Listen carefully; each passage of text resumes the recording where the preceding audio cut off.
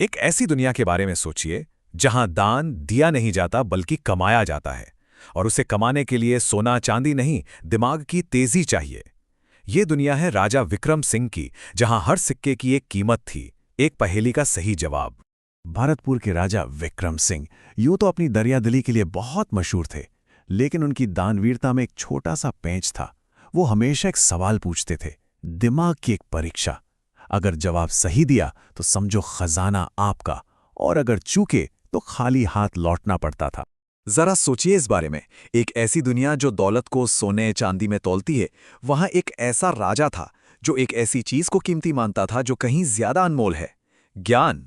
ये हमें सोचने पर मजबूर करता है कि असली दौलत आखिर है क्या। और देखिए, राजा की परीक्षा कोई बच्चों का खेल नहीं थी। एक बार एक थका हारा मुसाफिर बस एक वक्त के खाने की उम्मीद में दरबार पहुंचा। राजा ने उससे पूछा, इस दुनिया में तो सिर्फ दो ही मुसाफिर हैं, बताओ वे कौन हैं? वो बेचारा जवाब नहीं दे सका। सही जवाब था सूरज और चांद।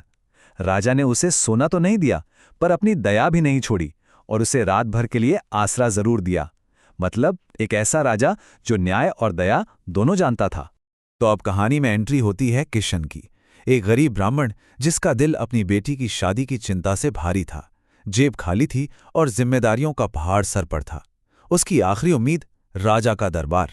किशन की पत्नी सुलोचना ने अपने पति को उनकी असली ताकत याद दिलाई। उसने कहा, आप ज्ञान की धनी हैं, अपने बेटों अजय और विजय को साथ ले जाइए।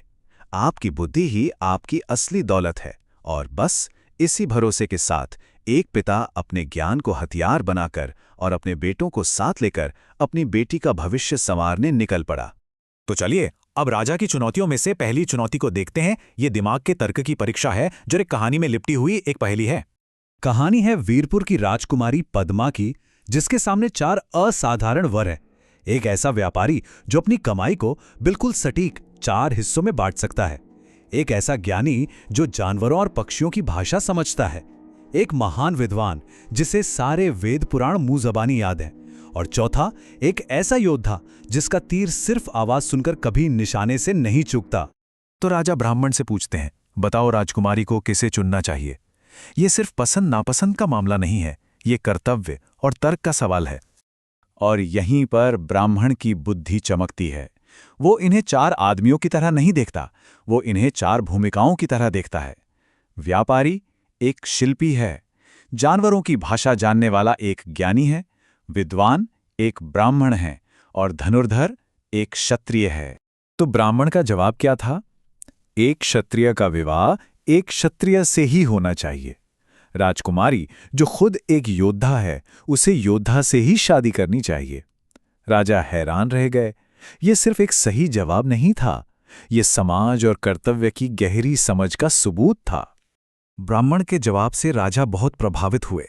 अब उन्होंने अपना ध्यान पहले बेटे अजय की तरफ किया। दूसरी परीक्षा सरलता की एक पहेली थी, एक ऐसा काम जो सुनने में बिल्कुल नामुमकिन लगता था। कहानी है रमन नाम के एक किसान की, जिसे अपनी बीमार मां के इलाज के लिए पैसों की सख्त जरूरत थी। गांव का पत्थर दिल साहूकार एक शर्त रखता है, पैसे तो मैं दे दूंगा, पर तुम्हें मेरे लिए एक कागज में आग और दूसरे में हवा लानी होगी। अब ये तो एक क्रूर मजाक जैसा लगता है ना? आग और कागज तो एक दूसरे के दुश्मन हैं, और हवा को भला कोई कैसे पकड़ सकता है? ये एक ऐसी चुनौती थी जो रमन को तोड़ने के लिए ही बनाई गई थी। लेकिन अजय, ब्राह्मण का बेटा, एक रास्ता देखता है। हवा के लिए एक साधारण कागज का पंखा और आग के लिए एक कागज की लालटेन।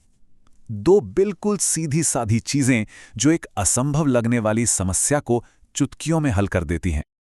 और ये हमें एक खूबसूरत बात याद दिलाता है, कभी कभी सबसे बड़ी रुकावटें वो होती हैं जिन्हें हम खुद अपने दिमाग में खड़ा करते हैं। रचनात्मकता वो चाबी है जो किसी भी ताले को खोल सकती है। और अब आते हैं आखिरी और सबसे दिमाग घुमा देने वाली चुनौती पर। राजा दूसरे बेटे विजय की ओर मुड़ते हैं। ये हाजिर जवाबी की परीक्षा है, एक ऐसा सवाल जो तर्क को ही चुनौती देता है। राजा की चुनौती थी, मुझे दो ऐसे आदमी ढूंढकर लाओ, एक जिसने अपनी जिंदगी में कभी झूठ न बोला हो, और दूसरा जिसने कभी सच का एक लफ्ज भी न कहा हो। ये तो दिमाग की असली परीक्षा थी। शाम ढलती है और विजय दरबार में लौटता है। राजा और सारे दरबारी बड़ी उम्मीद से उसे देख रहे हैं। लेकिन एक गड़बड़ है। विजय सिर्फ एक आदमी को लेकर आया है। और फिर राज खुलता है। विजय कहता है, महाराज, ये आदमी गूंगा है, क्योंकि इसने कभी कुछ बोला ही नहीं, इसलिए इसने ना तो कभी झूठ बोला है और ना ही कभी सच कहा है। सोचिए, एक ही आदमी और एक विरोधाभासी समस्या का इतना सटीक समाधान। पूरा दरबार हैरानी में डूब जाता है। राजा कुछ पल के लिए तो चुप रह जाते हैं और फिर जोर से ठहाका मार के हंस पड़ते हैं। वाह विजय वाह, वे चिल्लाते हैं। ये लीक से हटकर सोचने का एक बेहतरीन उदाहरण था। राजा इस परिवार की बुद्धिमानी से इतने खुश हुए कि उन्होंने एक बड़ी घोषणा की। वो बोले, ब्राह्मण, आपकी बेटी की शादी की जिम्मेदारी आज से मेरी होगी। सारा खर्च मैं उठाऊंगा, ये मेरा सम्मान होगा। तो देखिए, ये कहानी सिर्फ एक तरह की बुद्धिमानी के बारे में नहीं है, ये 3 तरह की बुद्धिमानी का जश्न है। ब्राह्मण की तार्किक बुद्धि, अजय की रचनात्मक बुद्धि और विजय की पार्श्व यानी लैटरल थिंकिंग वाली बुद्धि। हर एक अपने आप में एक अलग चाबी है जो एक अलग दरवाजा खोलती है। तो ये कहानी हमें एक सवाल के साथ छोड़ जाती है ना?